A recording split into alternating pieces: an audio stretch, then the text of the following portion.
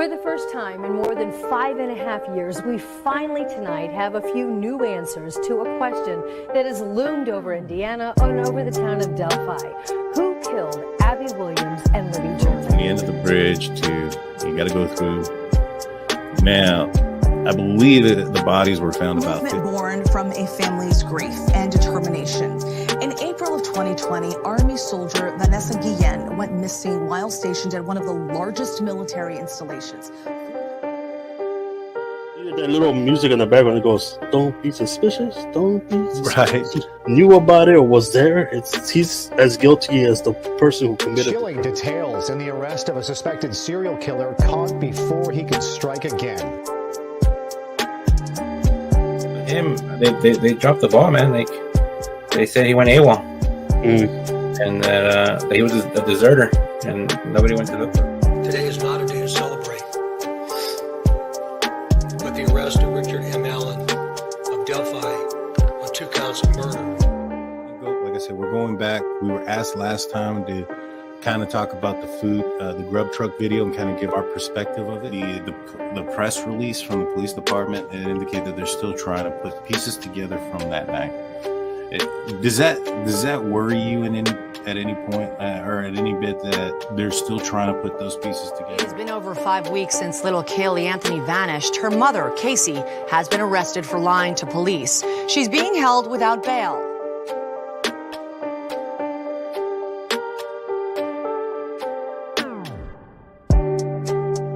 Hey, greetings from the year 3000. It still sucks. This is Philip J. Fry, and you're listening to The Drunken Turkey Show, your one stop for this sort of thing. Hit that button, like and subscribe. You know what to do, just like every other podcast. What's up, everybody? Welcome back to The Drunk Turkey Show. I'm your host, Daniel J. And alongside with me, as always, I'm G. What's going on? How you doing tonight? I'm doing good. How about yourself, man? I'm doing all right. Are you wearing a blue shirt in memory of our buddy Blue, who's not here tonight? Man, you know what? I don't even know if it's blue. It's like a teal, I guess. I don't know. Oh, man, it looks blue here. But okay, then yes, I am wearing this shirt for Blue. Yeah. Big Blue's at a birthday party. Happy birthday to his little one. Congratulations on another year of life and for more to come. More to come. I want to say thank you to about 200 of you guys up in the live chat already. We appreciate you guys. If you guys wouldn't mind doing us a favor and hitting that like button and ringing that subscribe button as well and ringing that bell. Today we have a special guest and we have a few things we're going to be talking about. First thing, we're going to be bringing on El Guapo here in a couple minutes. We're going to be going through some maps that he's created that kind of give us a perspective of the cell phone towers that are near and around the Moscow, Idaho area. And then afterwards, we're going to talk about some evidence that's, we haven't been that's not been found yet. And we're not talking about the murder weapon, not talking about the knife. There's some other key piece of evidence that I feel is missing right now. So stay tuned, like and share, tell all your friends about it.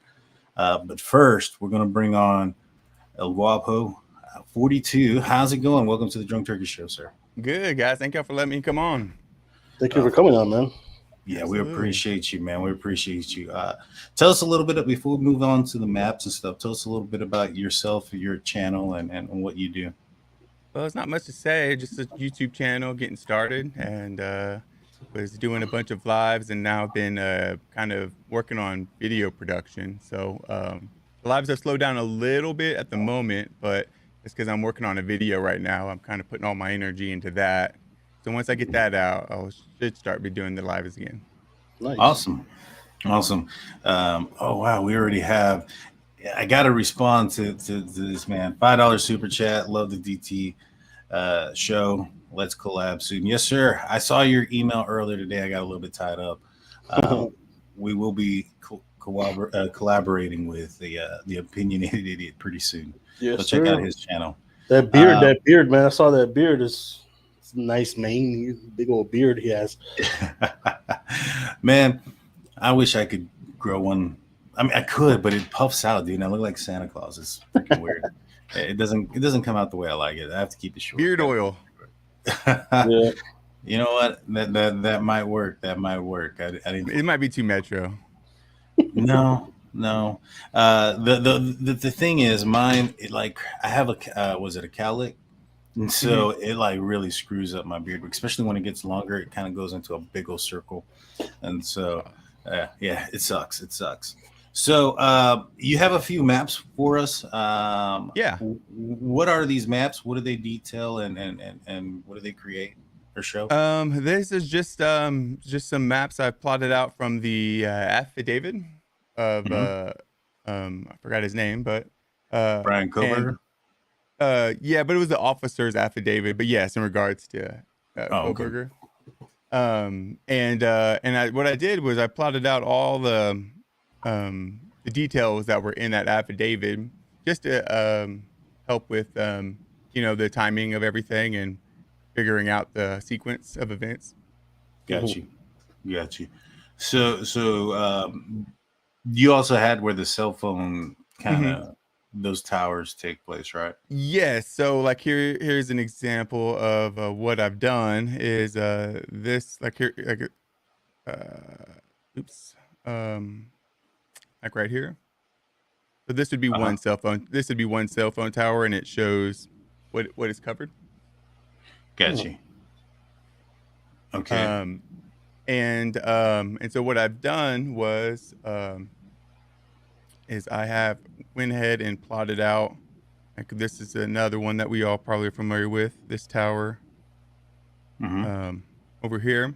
So what this does is it allows us to kind of look at. Let me actually change this real quick.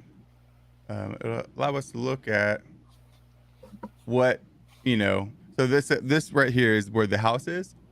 Right. And so, what we can do is we can look at and see that both of those, intersect. So this tower here and this tower right here. The blue one. Are going to be, the girls would have had coverage at their house from both of those because they intersect right there. Are those the only two towers for that area? No, sir. We also have now this one isn't. I don't think this one actually affects them as much. So I'm gonna take that one away. But this was one that was in the area. I plotted all of them, but just to show y'all that I did them all. But I'm not gonna pull all of the ones that don't affect up. But if you have any questions about something, I can pull up if all of the ones. So just to answer any questions y'all might have. Right. So can you put that orange one back on real fast? Yes, sir. Sorry. 1 second. There we go. All right. So what that tells me here is based on, and this right here that has the house. Yes, symbol, sir. That's where the victim's residence is, correct? So they would be able to tell if Bryan Kohberger. So based on these towers, they probably could triangulate if he was within that blue area and that purple, but not in that orange. I guess they were assuming that's when he's in and around that area. Or is there another cell phone tower that covers this area as well? Outside No, there's the more. one? There is well, to start, what actually, well, there was this pink one here, or the purple one. Right. And so that covers the girls. So that's two of them. Right. That covers the girls. And then this one is another one that I don't think a lot of people have talked about, but it's over right here in the mountains, and it covers a big area. Right. So that's 3 that I found that confirms that are used for triangulation. So each number of towers in a corresponding area exponentially increases the accuracy. Right. Yeah. I mean, that's not a lot of towers in the area, but that's enough to kind of, in my opinion, put that he was certainly close. Yes. The strength of the signal is going to be what's going to determine how far or how close he is.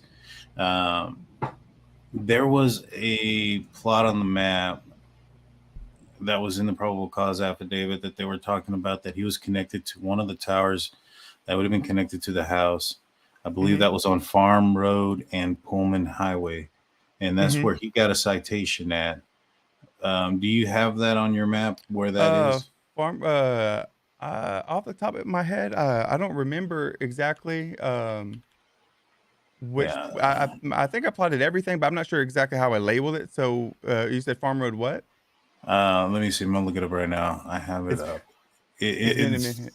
yeah. I was reading it earlier, and well, I was reading it the other day, I'm sorry you had to do that. and I was like, Things confusing. yeah, and I was like, okay, so they have him on a citation. They said that he was on Farm Road and Pullman Highway, which I believe is a highway heading towards Pullman, Washington. Yes. Let me take those away for a second.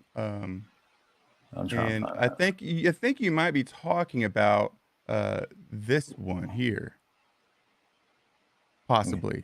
Well, that I believe is that highway there. I believe is what's called Pullman Highway, the one Is this that okay? people. Yeah. Well, at least when I plotted it up on my map, let me. I got Pullman Road, All right, let me see. Highway I don't 8. know if this. Hold on, let me see. I don't know if this is gonna work. All right, this is my map. It's right here. This is the location of the citation. I believe this is what was considered Pullman Highway. Okay, so that's 270. Yeah. Okay, yes. So that would be right here. Let's pull this one. This road right here. Right. And I'm assuming this is the tower that they were referring to, possibly. But I mean, there's quite a few other towers that hit this highway. Right. I believe this one right there, the green one also does. And then You see, hold on. Put that green one back up Mhm. really fast, and zoom in on the how close does that green one come to the victim's residence? The victims? Yeah, it gets pretty close. Oh yeah, you're right. So if he, that can be another determining factor. Yeah, as you Mhm. can see how close he is there. Mhm. If he is, you know, I mean, yeah, these maps are painting a little bit of a clear picture as far as how accurate, in my opinion, that they can get. Because you have that green one getting very close. Well, And so if he's not, for instance, if he's in the area, right, Mhm. and they're saying, all right, well, he's in the blue, not in the orange, not in the green, but in the purple. And in, that's going to leave a small area. Watch, if you can put on all the other ones, put them all up, if you don't Yes. mind. Okay. All right. So you have, it's going to be a little bit hard to tell, but Let me there's clear out some of the ones that let me clear to kind of help right there. minimize a little. Okay. That'll work. So Okay. right there, you're going to be able to determine by which cell phone towers that he's connected to. Mhm. A pretty close radius. I mean, it's going to be that entire subdivision that they were looking for. What's the word I'm looking for? They were looking for video surveillance from rings and things of that nature. Remember, they had said that we were looking for between this street and that street, 95 west of that, and all the way to the Botanical Gardens. Well, that area right there, if they're trying to state that he was in that area, that's going to be the ballpark, in my opinion, based on all this. If that makes sense. I know it's kind of hard to understand what I'm saying. Was that garden over here, Daniel? Yeah, the Botanical Garden is the one. It's right there to the left, right there when you have it.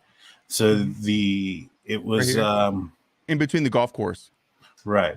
Okay. Right, exactly. And so that entire blue area, if he was in that blue area in the purple and not in the green, and then you can also say that he's not in that orange area, that's really limiting the areas that he could have been in, and it's going to limit it to that neighborhood. Mm-hmm. Does that make sense? Yes. Yes, sir. Yeah, so that's how they're going to be able to determine. What Are do you? you think?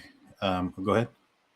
Well, I was going to ask you guys. Do y'all think that he had went to the botanical area in that little window where a lot of people were um, trying to figure out what he could have been doing? Mm, go ahead, Emma. After when he left. Okay, so you want? Let me pull. See, watch. I'm gonna pull up my map real quick so I can explain what I'm talking about. So it's gonna Because pull that one out. So you had the green going from here this direction, orange up. It's gonna leave just this area right here, in my opinion. That is gonna be the, you know, if he comes up with a friend somewhere like in this neighborhood. Oh, I used to go visit Tom that lives in right here. It's gonna show up that way. But yeah, the botanical garden. Um, this road right here, which is was it Taylor, 95 and Palouse River. This is the area that they wanted surveillance of, and based on that map here, I feel that yeah, as you can see right there, that's the window. I think it does kind of narrow it down. I know a lot of folks are saying, well, he connected to one tower, that could be a 25-mile radius. You know what I'm saying? And what this map shows is that they can probably pinpoint it a little bit closer. that makes sense. Yeah.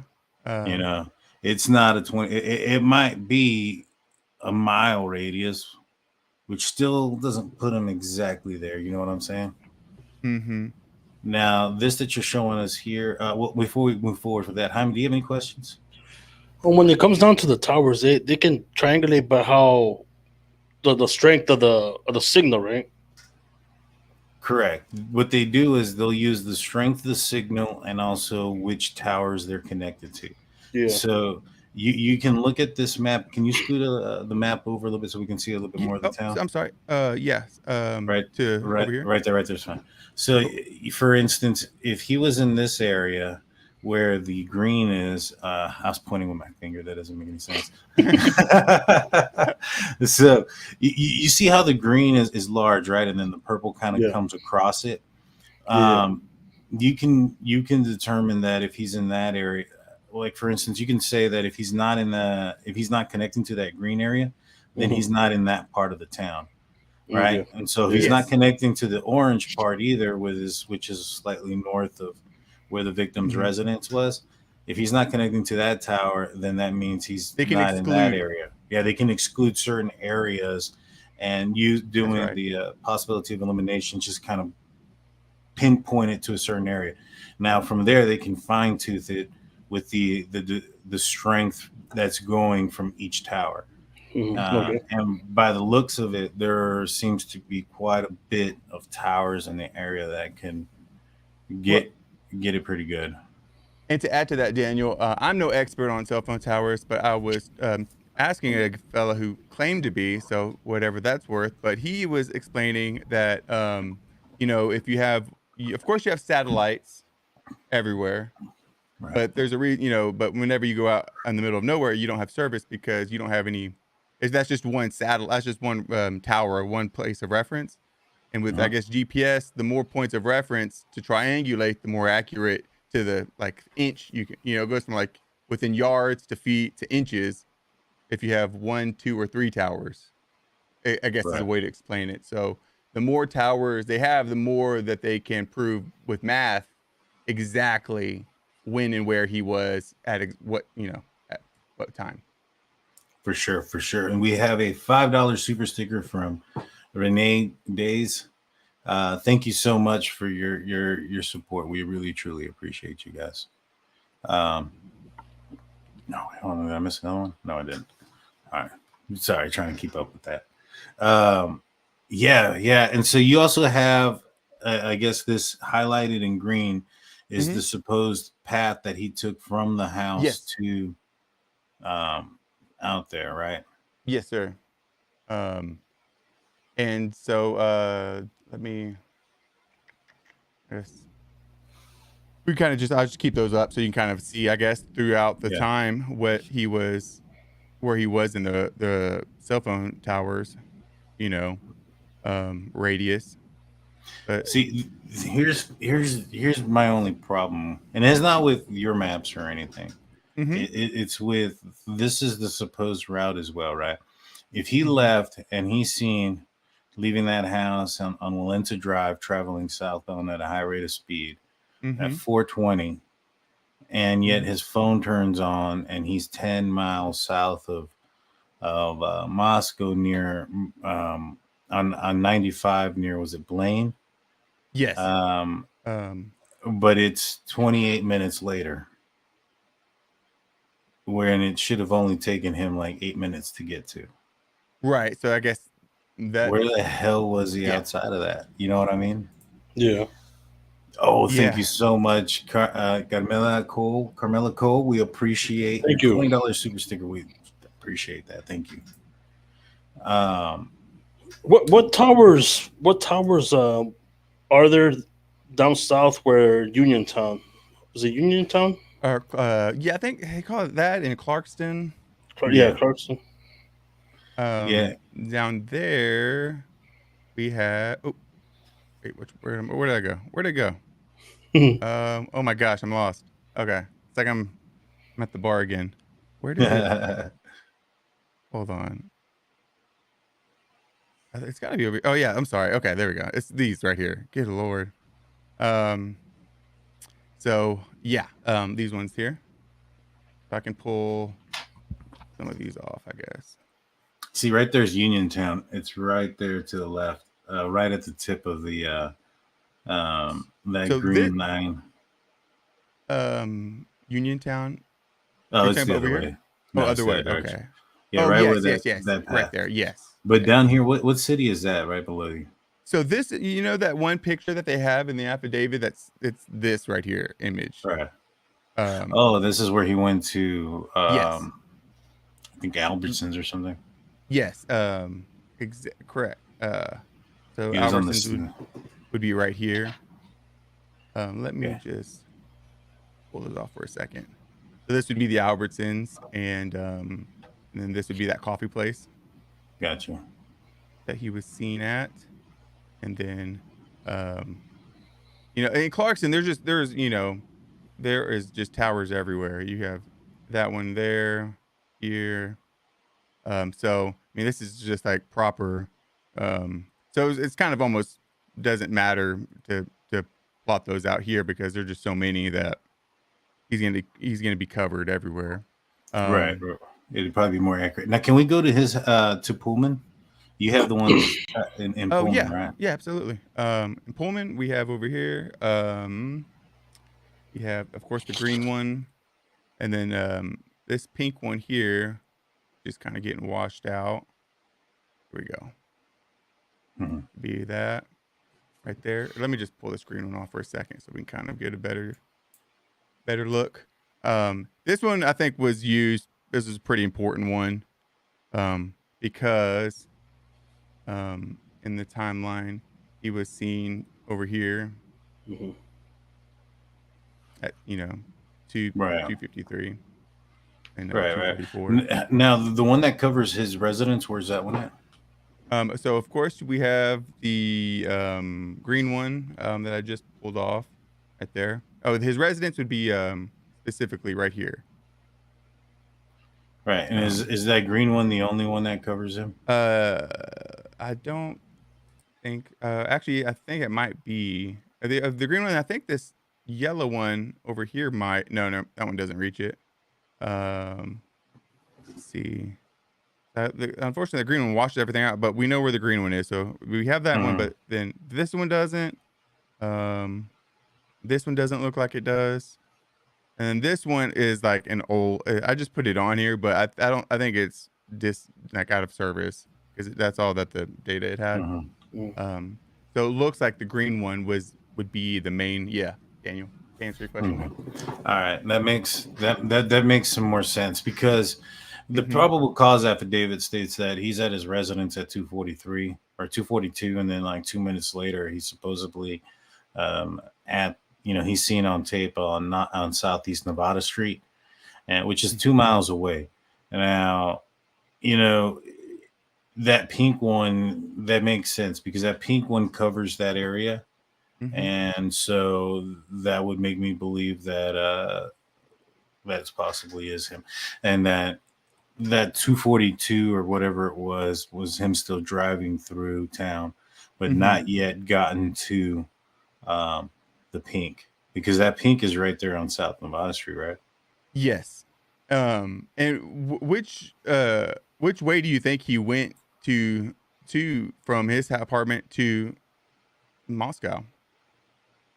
Well, he's seen, supposedly, if this is all him, right? When they got the tape records, and in Pullman, they have a vehicle driving around northbound on Southeast Nevada Street at like 244, right? And then it's seen around that area for a while, and then it takes off, and they suspect it to have gone, I guess, I don't know, man, because you would think there'd be more, surveillance video of him leaving, through 270. There was surveillance of him coming up that way. I want to say thank you, Susan Johnson, for your $4.99 super sticker. We truly appreciate it. Thank you so much. So they said his cell phone turned off over. Did they say just in that green area that it turned off? His cell phone turned off when he was in that green purple area on Nevada Street. Somewhere it turns off, I think, at 247, and it don't turn back on until 448. And he's 10 miles south of Moscow, near Blaine, Idaho, and traveling southbound. So whenever I could think when he was in this coverage. Or I guess and so there's some time there. There's some time that's missing that brings some question as to where was he, what was he doing. What do you guys think? I mean, do y'all think? If he left at 420 and went directly the path that you have highlighted in green, and his phone would have turned on, 10 miles south of Moscow, at the latest, at the latest, his phone should have, at that location, or the earliest in the morning, would have been 4:38, 4:30. 4:35, somewhere between there. For it to be 4:48, that's a long time, because it's only like when I do the map quest, and I went from, or not the map quest, showing my age here. When I did the I pulled out my map from the glove box. Exactly. When I did the old Google Maps, I put the address there from 1122 King Road to Blaine, Idaho, and it was a 10-minute trip. And so the affidavit says that he was on I-95 traveling south. They're suspected to be traveling south at 4:48 near the Blaine tower. Well, that's interesting because, he has up until here. He could have turned it on, I guess, over here too. It's not a whole lot more time, but that doesn't, because this tower extends, all the way down here. So he might not have necessarily turned it on over here, but he could have turned it on down here, which would have carved out a little bit more time. But not a whole lot, I guess. But because we know it's this tower that they're referring to, because this is the only tower near Blaine. Right, exactly. And thank you so much, Creed64, for your $3.99 super sticker. We appreciate you. So, it is. Go ahead. So I was kind of wanted to ask, where do y'all think he put the knife? Oh man, well, he had a lot of time with that trip he made down to Uniontown and all that, right? Right. So behind me, do you think you don't think he hid the knife in this little window, do you? Or his clothes, or hid anything? Or Daniel, either. I believe when it comes down to the knife itself, Mm-hmm. if he is like trying to keep a trophy or some memories from it, he was gonna keep it and hide it, stash it somewhere. But the clothes part, like his clothes, I think he had enough time to do that and probably had a different set of clothes to change into. But what I don't understand is that Danny was talking about it last time in the podcast that in order for him to get what was it his master was it masters in criminology, right? They had to go through like several classes, including the digital class, right? Like about the phones and the towers and all that stuff. It's just weird that he would take his phone with him, and make it seem, like he turned it off. Obviously, if that's what it's showing, that he turned it off at a certain time. If I was him, or if he knew better, he would have just left that phone on at his residence. Yeah. Yeah, that's a good point. Like, why even bring it? Yeah, exactly. Why not just put a YouTube thing on and put autoplay on? Yeah, Now, I mean, it's pretty much it's a digital footprint, right? That's exactly what the phone is. It's a tracking device. Yeah, no, yeah, you're absolutely right. It's a dumb mistake to make. But for your question is, would he hide it out there while he was gone? I think the police think that he did, and I think that reason why is I think they think he hid it, and that he went back the next day, to go remove it and hide it somewhere else. Now, couple of reasons why. First, all right, so if everything that we've heard is true, right? And it's a big if, right? Especially coming from certain places. Ashley Banfield, News Nation came forward saying that Dylan had yelled out at sources close to the investigation stated that Dylan had yelled out at Ethan and Xana and who she thought was one of their roommates, right, being loud. So let's just say that causes him like, oh shit, I'm caught. Maybe perhaps he didn't hear exactly what Dylan said. Maybe he just heard somebody yell, which is why he books it. He understands the proximity from the house to the police station is not far. This is also Parents Weekend in WSU. This is also the night of the last football game, hometown football game for the Vandals. So there's probably an increased police presence. So he's probably thinking that he needs to get out of there immediately, which is why he spares her life, doesn't attack her, just goes. Right. So he hears a yell that startles him. He wasn't expecting anybody to yell, so he wasn't paying attention to what was yelled, just hears that there's a yell, panics, gets out of there, takes off at a high rate of speed, finds a spot to dump the stuff because he's thinking that the police were called right then and there, right? And so he goes, dumps the stuff, goes back home, heads back out there 9 o'clock the next morning, doesn't see any movement, thinking, what the hell, there should be cops here. Realizes that cops weren't called at that point, and then goes back and removes the items that he buried or hid and puts them in a more secure spot. I think that's what they're thinking, and I think that's why they think that he went back out in the same direction and the same route that he had taken the night of the murders, if that makes sense. So y'all don't think he still has, or he had the knife in Pennsylvania? Do y'all? Neither of y'all think that? No. Yeah. No, I'm fairly positive he did it. Yeah. If it is anywhere, it's going to be stashed somewhere in his ride, where he took the drive. In this green line? Yeah, I believe so. See, maybe even closer to right out of the city, or the town. Mm-hmm. See, I think think to be all the way down there. I think he hid it over here in this area where he went with the next day. From Clark's, from what do y'all call it? Clarkston, right here. Oh yeah, that When he left Clarkston, and then he went over here, and he was last seen on these towers.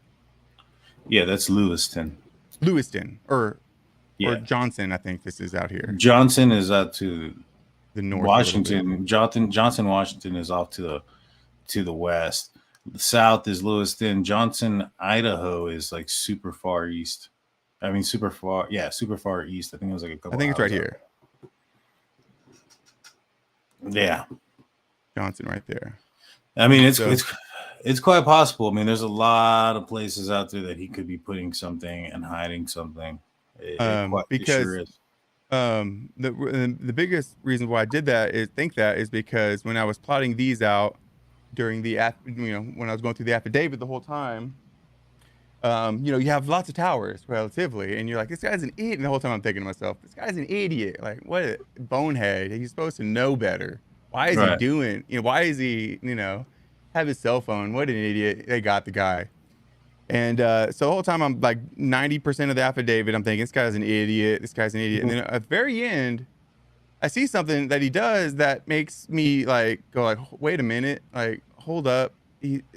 This isn't dumb what he's doing right now. This is very, very smart. And it makes me think. It made me just.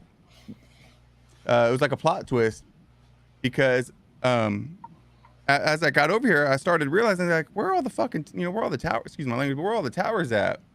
And so I went to the website, and I actually went, and it took me forever to do, but I like screenshotted and put overlays.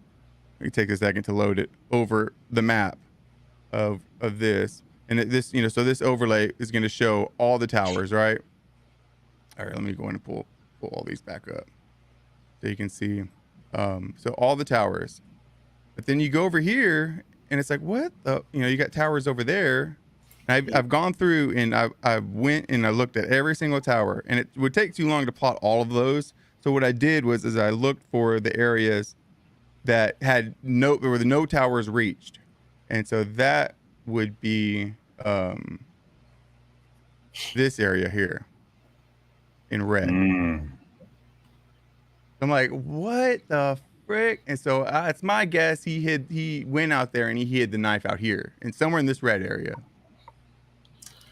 Well, maybe. I mean, it's possible. This is also November in northern Idaho, up in the mountains. You don't think it might be Elantra? That's I mean, this isn't really. Yeah, but this really isn't. It's really exactly. But this isn't really like mountains, though. I mean, it's just like because I've kind of gone through and gone on some of the road. Yeah. I mean, it's very similar to the area where he comes from. I mean, you can see it's not that mountainous. Right. And he was. Not that high. Yeah, it's not exactly. It's just more of just like backwoods looking. Right.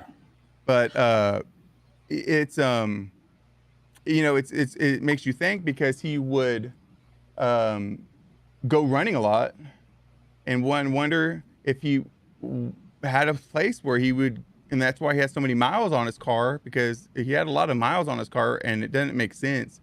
Maybe he was driving out here a lot and going on runs and finding places that would be the best place to hide a knife, that where if one day when he got out of jail or whatever, after he gets acquitted, he can go and get the knife.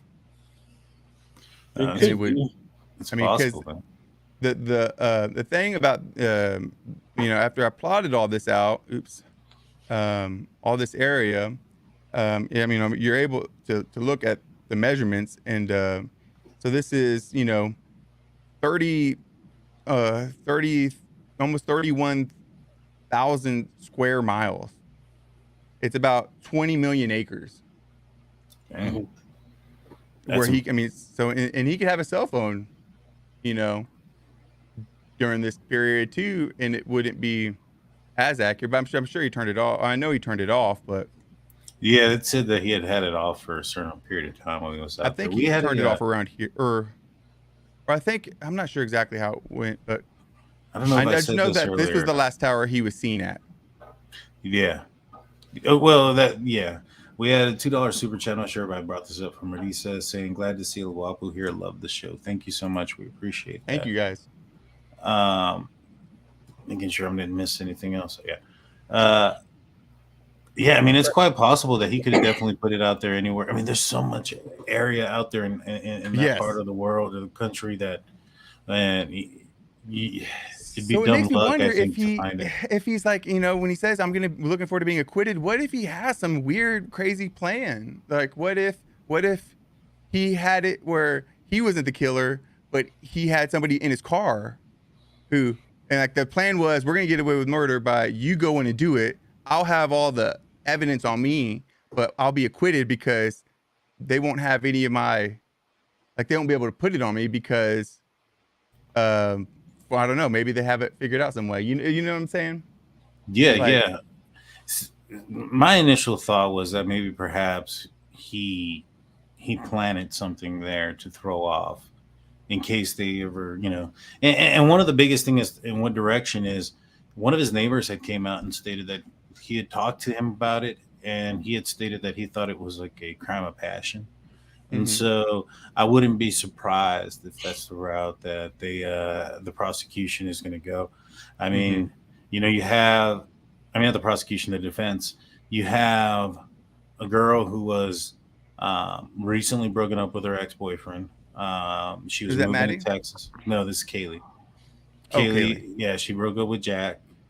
She was moving to Texas. He was in the bar the night of the incident. They called him multiple times throughout the night. I mean, that's probably the angle that they're going to push. What do you think, Hyman? I don't know, man. To go back where you asked me if he probably put the knife out there in that area, I feel that if he put that knife that far away from his hometown, then I feel like he was planning on doing something more and keeping more trophies out there. Because when I read about, and I research serial killers, usually they keep their trophies real close by. They don't, they keep them within their own house or somewhere close. But when they look at it whenever they want, because sometimes, like, when they do these crimes, man, it's like an addiction to them. You know what I mean? And once they see these trophies, they get that they feel that excitement from remembering what they did that certain day. So, like, it makes me feel like if he did go that far out of his way to put away that knife, I feel like he would have probably done it again and used that place for his trophies. Because I don't understand any other reason why he would go out there at that time. Yeah. Dispose of clothes maybe, but I think if you're going to do that, you're going to might as well get rid of the knife too. Right. Yeah. Well, in the most recent, to kind of go off of Jaime's point, in the most recent unsealed search warrant from Pennsylvania, as far as searching Kohberger's house, they had some, they had some paperwork that determined what items that they were looking for, because you have to describe what items you're looking for and why you're looking for them and how they pertain to the case. And in here, I'm going to see if I can find it. Documents, records. Hold on. This is the let's see. This is what they were looking for. They were looking for documents, records, medications, drugs, or other substances, bottles, labels, syringes, packages, or other items associated with medication, drugs, or substances, prescription, or otherwise that could relate to physical or mental states of assailants or victims. So, do they think that maybe perhaps reading that he may have, well, one, did he drug them? They're looking for syringes, they're looking for medication, things of that nature.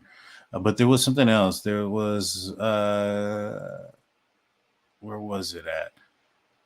I had seen where they were looking for property that had belonged to, right here, any property belonging to Ethan Chapin, Kaylee Goncalves, Xana Kernodle, Madison Mogen. I'm pretty sure this is Dylan and or Bethany, right? I'm pretty sure that's who those are. So if they're looking for their property, does that mean that he took something? And so I think you're right, Jaime, where there is some sort of souvenir and that the police are aware of somebody taking souvenirs from this house. Yeah. If he did take anything from any of the victims or the residents in there, like, that makes you think, he might do it again. Try and collect more stuff. Yeah, Like he's preparing for it in the future. Yeah, if this was like you said, Danny, like they were saying there was a crime of passion, I don't think he would have taken anything. that's true. That is true, especially from the other victims. If this was a crime of passion, the other victims were people that were, I guess, to him in the way. You know what I'm saying? And so to take souvenirs from anybody else would indicate that that wasn't the situation. Mm-hmm. Let's see. And so they were looking for a lot of things, right? And we'll go into. I don't think it was a crime of passion. I think it was a cold, like calculated thing. No, yeah. No, I don't. We're not saying that it was. What I was saying was that I think that's Kohberger's angle. That's what he's Okay. going. That's what his defense is going to be. Is that this was a crime of passion, and he's going to list all those things that we listed. He's already. He won't come get forward. acquitted then. He said he was looking forward to his acquittal, right? Or his. Well, he said his exoneration, which is weird. Which is a weird terminology because you first have to be found guilty to get exonerated. Yeah, especially with his credentials, you know what I mean? Yeah, he's supposedly he has a master's degree in criminology, going for psychology. You would understand that criminology terms and the definitions, things of that nature would have been exactly what he would have. He would understand and know and use proper wording. But yeah, he said exonerated. I'm looking forward towards my exfoliation. Yeah, right. There was a comment earlier that I just saw right now, which makes sense. And let me put it up right now, because he did only have a certain amount of time inside the residence. So if he took souvenirs, do you think he was already been there before? I think he had been there. I think I kind of think he might have gotten drugs in that area or something. Mm-hmm. And because why else would they want to look for syringes? Yeah, that's true. Yeah, I mean, it would have to be something small and something accessible, something quick that he could put into his pocket. Jewelry, something maybe if one of the victims was wearing rings, earrings, necklace, something of that nature. Drink. Yeah, there's a drinking game every time I say things of that nature. So it happens. Yeah, there's another one. There's another one where they drink to where I said, you know what I mean? You're getting everybody blacked out, guys. Yeah, dude. We just slowly see the viewership just knocking down. We have a $1.99 super chat. Are the towers in the area reference Reddit chat ref 11-20? I'll be honest with you, Radline. I appreciate the $1.99 super chat, but I don't know much about Reddit. Reddit chat reference. No, these towers in the area that are you talking about on my map? If you are, those were from a website that has all the cell phone data in the area. So those were I went and looked at every single tower in the whole area. Got you. Hold on. I missed one. Somewhere around here. Do you see it, Jaime? It was a $10 from Moto. Yeah, I see it. Xana's room seems so out of the way after coming down those stairs from the third floor. It seems too out of place that Xana and Ethan were not a target. So, thank you for the $10 super chat there. There you go. I think that I think that the girls upstairs on the third floor were attacked. I think that when Dylan heard somebody say, "Is somebody here?" I think that may have been Ethan and Xana in the kitchen eating or leaving their food there. And as they were coming down and walking into their room, I think Bryan saw him as he was coming down the stairs. That's my theory, speculation, 100%. Yeah. Because I feel that if they had already made it into their room or whatnot, and the target was only in the upstairs, then he would have left. Mm-hmm. Yeah. I mean, it's hard to believe, right, that, what's it called? Ethan, he would overcome Ethan, you know what I mean? Like, yeah, I agree. Big guy. Yeah. He would at least have, I know the attacker had a knife or whatnot, but I mean, I'm sure it was. Oh, go ahead. No, I was just saying that's true because, and also I don't think Dylan would have. It would have been so unclear for her. She would have heard fighting. It would have been like, "What the fuck?" Well, like, it feels like only reason why he got Ethan, who was able to, is because he was so surprised. Ethan wasn't. You know what I mean? Like, he might have been laying down asleep and he went and did it or something, because she would have heard Xana screaming, Ethan fighting. Yeah, I feel like the same thing with Darius. I think he attacked Ethan walking into the room from behind. That's what I think. And then then went after Xana. It couldn't. I don't think they could have been face to face. Yeah, I mean, I think he had to have had some sort of advantage over Ethan, where his back was turned, or he was laying down or sleeping. Surprised, yeah. Yeah, because Ethan was, he's a good sized dude too. He was. And I don't think like Ethan heard something and came out of his room and then saw him walking down the stairs and was like, "What the fuck?" I don't see that happening. No, I don't either. I think it was either when you see the red substance that we all believe and speculate to be blood coming out of the back of that bedroom, and you have the description from the probable cause affidavit that Xana's body could be seen from the hallway through the door, so she wasn't near or against that back wall. Then that leads you to believe that it was Ethan up against the wall where that blood was dripping out against that area. And the only way there's been rumors and speculation that he had his throat cut. If somebody came from behind and did that and then pushed him down, that would explain why the blood would be coming out of the back onto the foundation there. Or maybe he pushed him against the wall and that was a thud that was heard on the camera. Yeah. And that's where it came down. The sound of somebody falling, I don't know if that would be very loud, as loud as two dudes, one like club pushing a dude into a wall and stabbing, you know what I mean? Like just somebody, a body dropping. I don't know if that would be picked up on the audio from the camera from the neighbors. I don't know if that's going to be that loud, but like two dudes fighting and slamming into a wall is going to be loud. Yeah. Especially two, guys who are 6 foot plus. Right. Yeah. Exactly. No, yeah, you're right. I mean, it's that thud, but the phone did pick up whimpering. And so, I mean, not the phone, the camera surveillance, the audio picked up whimpering. Do y'all know which side of the house that camera was on the neighbor's house by any chance, or not really? Because I don't. I thought I had seen it somewhere. Let me pull up my map. I hadn't seen it. Yeah, they blurred they've blurred it out, that house now. Yeah. So I just was trying to find an old picture or something of it. Yeah, I had seen it on somewhere, but I believe it was right here. Okay.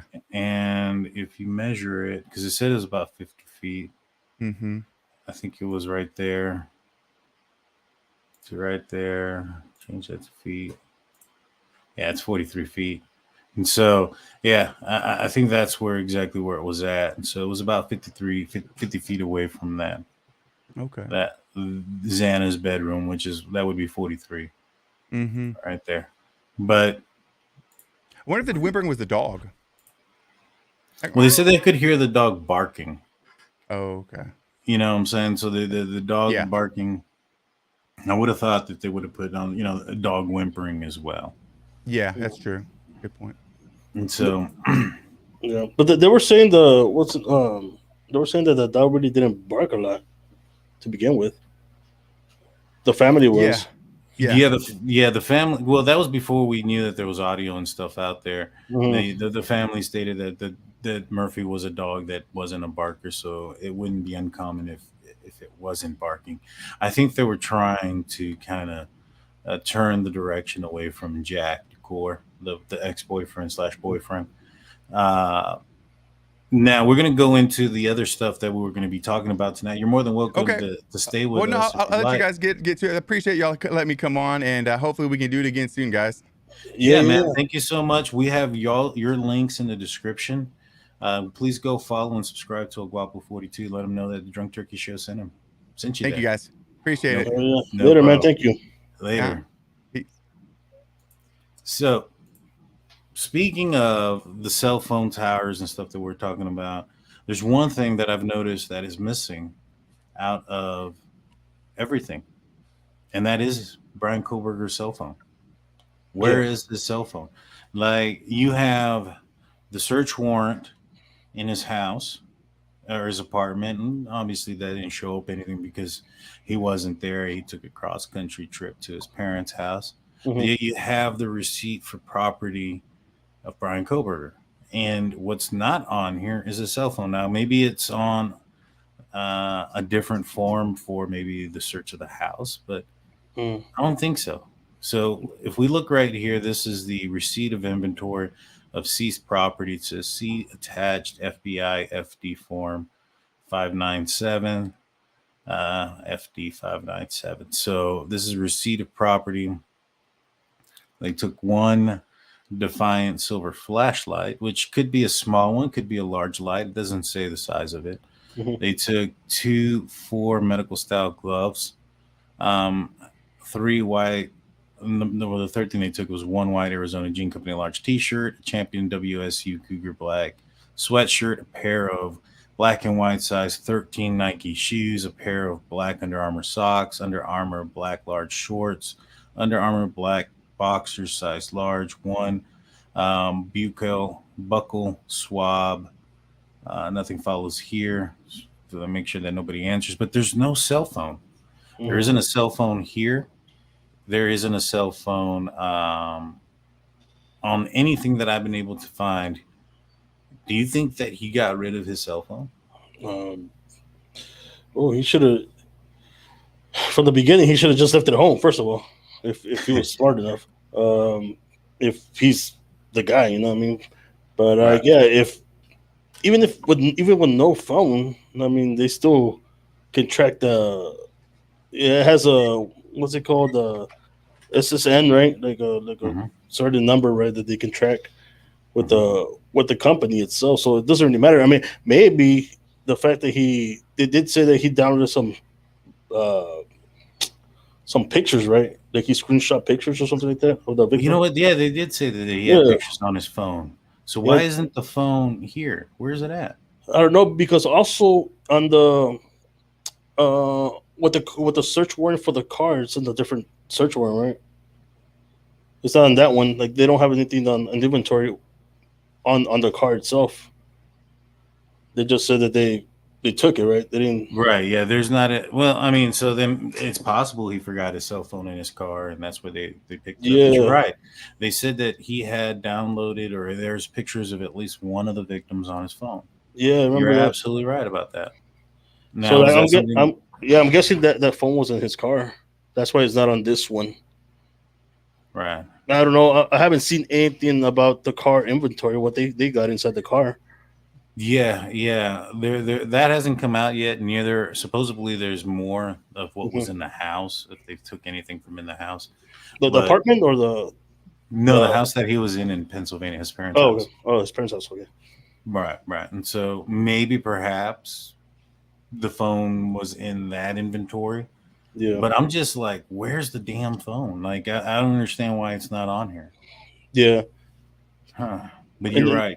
And also, like, when they said on the inventory, can you show it again? I think it said something about gloves, right?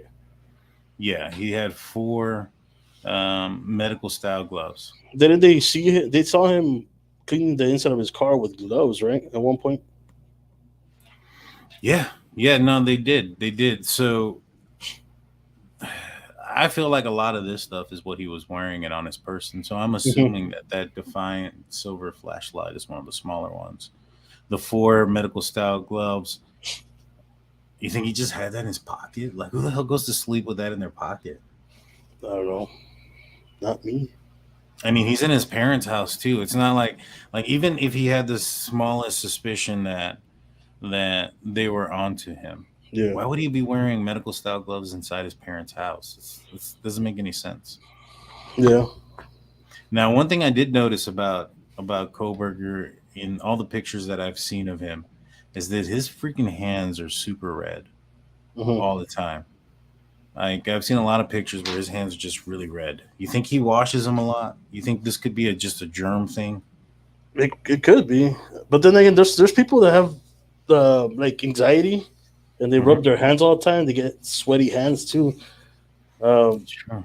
and they turn red because I get anxiety too, man, and I start picking at my fingers and stuff when I get anxiety. So that could be a reason why his hands are so red. But what the thing is that like even before he was picked up and he was still going to his classes and he was still going to the doctor's appointments, nobody reported that he had injuries or anything like that. That's what gets to me. You know what I mean? Yeah, dude. I 100% agree with you. There's no sign of any kind of like nothing like and we've had people that we've that have come forward, students of his, co-workers, people that were that saw him at the hospital, at the doctor's appointment, the secretary up front, and nobody describes him having scratches, bruises, or anything that would show a sign of an altercation. So you're absolutely right in that essence. Let me see, where was I? All right, so the other thing that I wanted to talk about, well, maybe, you're right, they do have his phone. I was wondering and thinking maybe they don't have his phone. They couldn't find it. Maybe he discarded it. But you reminded me that they did find those pictures of one of the victims on his phone. So at some point they took his phone. Yeah. But it's still like I still want to see what they found in the car. You know what I mean? No, yeah, I agree, man. I wonder that information is not be put out or anything. What do you think? It has to be. So the Pennsylvania has a certain like rules and regulations that they have 60 days to release, to unseal their documents and their warrants and stuff. So this being unsealed had nothing to do with like Idaho or anything like that, or what their wishes were. It is by Pennsylvania law. And so those things do need to come forward. Now, one thing I had also noticed in this unsealed document was this is the probable cause affidavit. It's 19 pages long. In here, they have a redacted version of the probable cause affidavit where there's just some things that are blocked out, but it's like 21 pages long. So there's some extra stuff in here. Now, I found where it starts. It's right here. So right here it says additional analysis for record 8458. Right there, additional analysis for 8458. So this says on December 27th. So this don't say on December 27th. This says based off of the above information. So right here is where it changes. And so there's about 3 pages extra. And all of it is we'll read some of it. It says, based on the above information, I'm seeking a search warrant for Kohberger's person and his parents' residence located. And this is his parents' address. It's a single family, 2-story residence, white in color. There are a 2-car garage located on the west side of the residence. This location, Kohberger, is currently believed to be based off cellular phone data received in previous warrants based off information gathered during this investigation. It is believed that Kohberger's mother, Mary Ann Kohberger, father, Michael Kohberger, and sister, Amanda Kohberger, currently reside in the residence. In addition, I am seeking a warrant for all of the outbuildings and sheds located on the property. It is also believed Kohberger's white Hyundai Elantra is stored in the 2-car garage on the west side of the residence. Based off the above facts, I'm requesting a search warrant for Kohberger's white 2015 Hyundai Elantra bearing VIN number. There's a VIN number and where it is found. The Hyundai Elantra is registered solely to Kohberger. Based on my experience, investigation, training, and forensic technology, I provide the following. So it starts going into the way devices open up. So it says many electronic devices, offer users the ability to unlock the devices through biometric features in lieu of a numeric or alphanumeric passcode or password. These biometric features include fingerprint scanners, face recognition features, and iris recognition features. And so in the rest of the few is going to talk about those features and how they are utilized to open up devices in lieu of using a passcode or password, right? And it's I guess something, it's just a convenience, right? It's a convenience tool. But what it says is that some of these items you can't open them after a certain time using those features. And so what it's asking for is permission to use Bryan Kohberger's eyes, fingers, or face to open up any device, and so that, and also change it so that they can open the device without having to use a passcode. Yeah. You get what I'm saying? So that's all that is saying in all of this. So you're saying he has an iPhone? Well, they keep saying it's something about an iPhone. And so, yeah, it's just saying, it's regurgitating the same thing. It's just saying that, some people use the fingerprint to open this up. And then it says some people use an iris from their phone to use it, Touch ID. And then it'll be locked after a short time. And so basically what they're trying to say is they believe that there's information on that cell phone device also that would lead them to believe, prove or have clues of him planning this incident. Right, premeditation? Right. They're looking for a lot of premeditation in this. The problem is, I haven't found anything. You know what I mean? Yeah. They might have some pictures of one of the victims. Maybe that's just a small sliver of what they found on his phone. Maybe there's a lot more, but weapon, clothing. I don't know.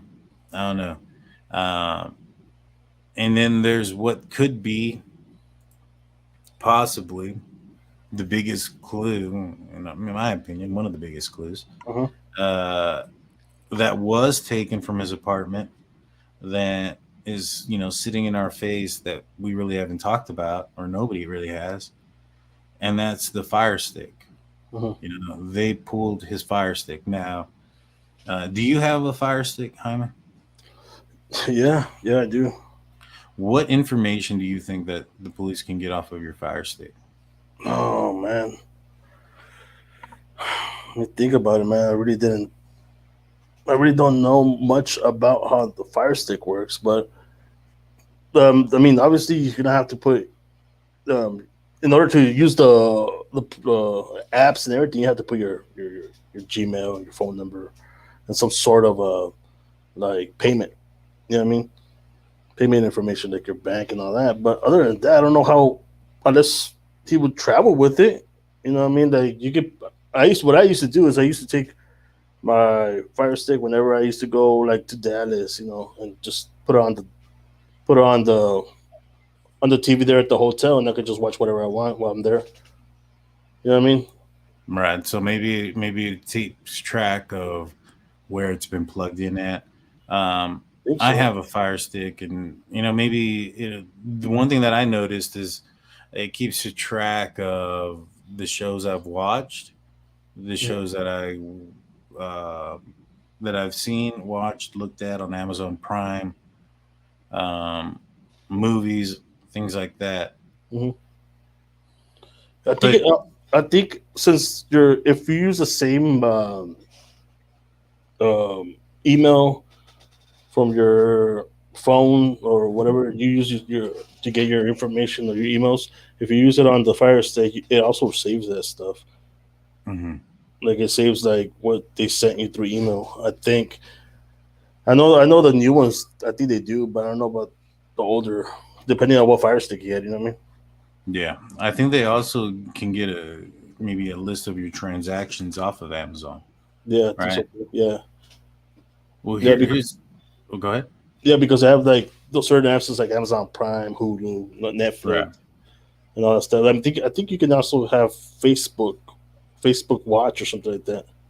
Right. I mean, here's the thing though. Like, it bugged me that they took it. I'm like, why? Because at the end of the day, they have to believe that there is something to do with the crime on there, whether it was a tool of the crime, purchase something. They can't just pick up something, and I bring this up with the receipts, right? The Walmart receipt.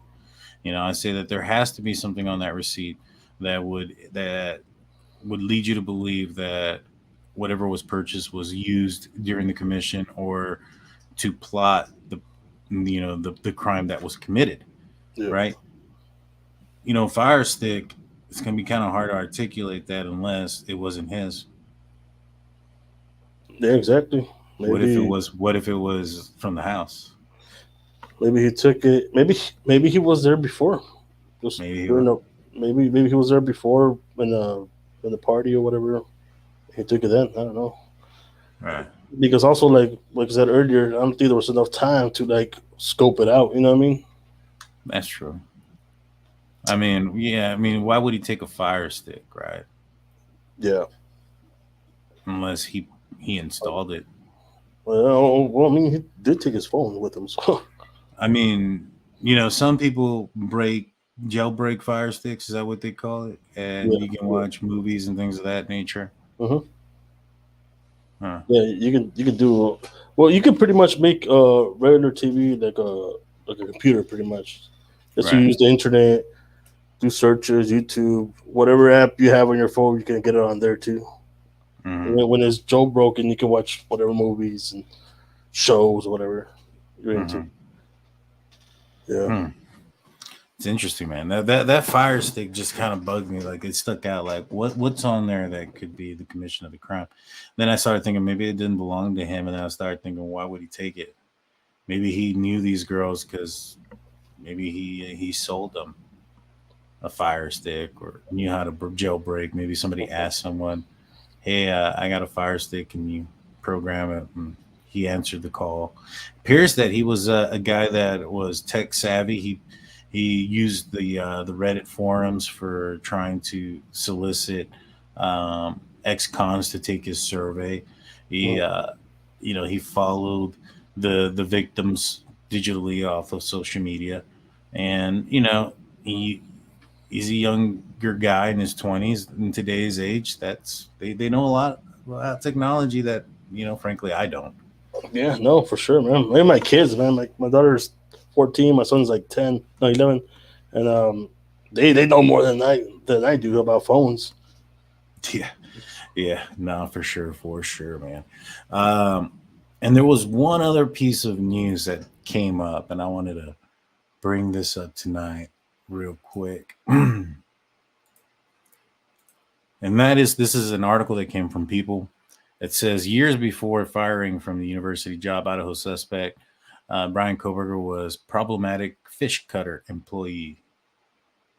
So vegan wants fish cutter. I don't know, The hell?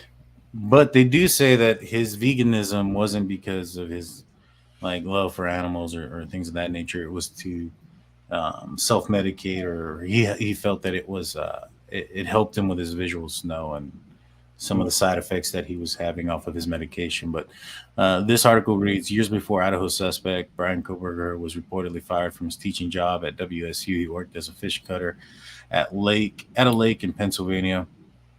According to Charles Conklin, the owner of Big Brown Fish and Pay Lakes in Effort, PA, Kohberger worked for him for a period of 4 months in 2011. So this is like super long ago. As a seasonal employee, Kohberger was at high school. He was trained by Colkin to cut and fillet raw fish using industrial standard knives. Colkin said Kohberger's demeanor, he forbid him from interacting with customers. He never warmed up, got friendly. Most kids that worked here, we considered like family. He was withdrawn and didn't show improvement. 11 years later, he was reportedly fired from his job as a teaching assistant. And, stuff that we already know. So I guess he didn't have a problem with knives. And, you know what I'm saying? He's got experience with it. I think that's what you can take from that. Yeah, using a knife is it's personal. It is personal, man. Very personal. So usually when you have these kind of crimes, they use a weapon like on the firearm. Yeah. They got 4 people. His knife is probably not the best choice on that one, but if he did it, he did it good. You know what I mean? He did it, like, the fast too. So that's pretty handy with that knife. Well, I don't think he had any intention on getting caught. I know a lot of people say he planted this, planted that. Maybe he wanted to get caught and go to court. I don't think he had any intention on getting caught. Mm-mm. Nope. And so I think the reason why he used the knife may have been more for stealth. Could be. You know, if he uses a gun that's loud, it's not just going to wake up people in that house, but there's adjacent neighbors, apartment complex, things like that. So yeah.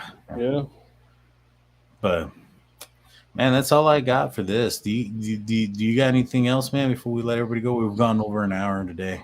Yeah, no, I saw that. I just want to say thanks to everybody that was here. We got 640 plus people in here, and I want to say thanks to all of y'all. I also thanks to Manwapo for the maps. I'm not really, I really don't understand how the cell towers and everything like that works, like y'all do. But I want to say thanks to him and for everybody to go out there to his YouTube channel and let him know that we sending you out there. Yes, sir. Yes, sir. And we'll be back on Friday. We'll be doing we're going to be talking about some other stuff, unless something major happens in this case. Yeah. We're probably going to be talking about, the major train derailments that had occurred. There's been some plane accidents and spy planes. And, are we in a Cold War? Things like that. We're going to try to answer those type of questions. Maybe be a little bit more lighthearted show versus something so serious. And then we'll have our members only live afterwards. So if you want to be a part of the members only show, we highly encourage you to hit that join button. But with that, we appreciate everybody. Please hit that like and subscribe. Ring that notification bell. That way you're notified of all of our content. We appreciate all of you guys. And Big Blue will be back on Friday too. He said he's getting some tattoos on his face done right now, and he can't wait to show everybody. Yeah. But y'all have a good night, y'all. Later, man. Peace. Oh yeah. Greece had a train today that was pretty sad, man. Did you hear that? Like 40 some people passed.